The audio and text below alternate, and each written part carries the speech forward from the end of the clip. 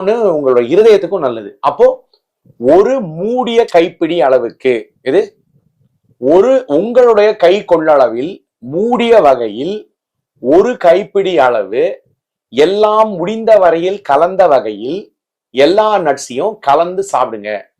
Doctor எங்களுக்கு வால்நட்ஸ்லாம் ரொம்ப விலை கூட டாக்டர், ஆல்மண்ட்ஸ்லாம் ரொம்ப கூட டாக்டர், வாங்காதீங்க. பீக்கான் விலை கூட வாங்காதீங்க, பிஸ்தா வாங்காதீங்க.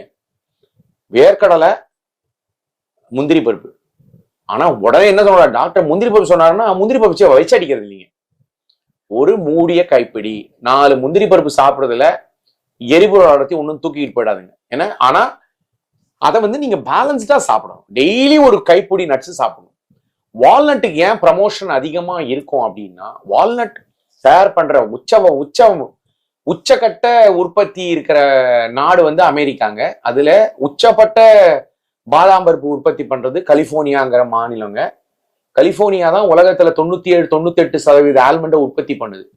அப்ப நீங்க பொதுவெளியில போய் சோசியல் மீடியால எதை பார்த்தீங்கன்னாலும் ஆல்மண்ட் நல்லதுன்னு வரும்.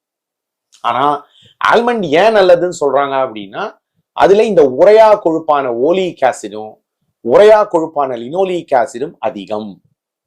ஆனா அதே அளவு உரையா கொழுப்பும் நம்ம வேர்க்கடலையிலையும் இருக்கு.